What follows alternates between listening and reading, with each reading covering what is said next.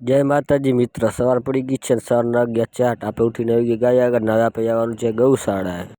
તો પછી શું, ઘરેથી નીકળીને આપણે આવી ગયા ગૌશાળા અંદર. મને ગાયોની આંખોમાં નિરાશા દેખાતી હતી, કારણ કે ભારતમાં લગભગ રોજ 50,000 પશુઓ આમને આમ ખતમ થઈ જાય છે. ઈશ્વરદાન ગઢવી શું કહે છે ગાયો વિશે, સાંભળીએ. કવિરાજ.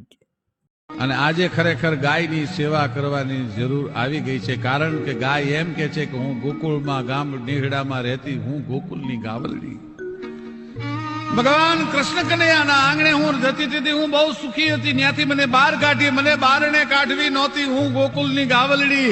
અરે બારણે કાઢી તો ભલે કાઢી, પણ મને ખાટકીને વેચવી નહોતી, હું ગોકુળની ગાવલડી. અરે ખાટકીને વેચી તો ભલે વેચી ભલા માણસ, પણ મારી ઉપર તરવાર ચલાવવી નહોતી, હું ગોકુળની ગાવલડી. અને તરવાર ચલાવી તો ભલે ચલાવી, પણ મને ચૂલે ચડાવવી નહોતી, હું ગોકુળની ગાવલડી.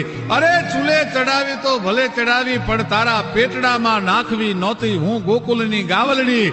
અરે પેટમાં નાખી તો ભલે નાખી, પણ અભાગ્યાઓ પહેલા મને માં કહેવી નહોતી, હું ગોકુળની ગાવલડી.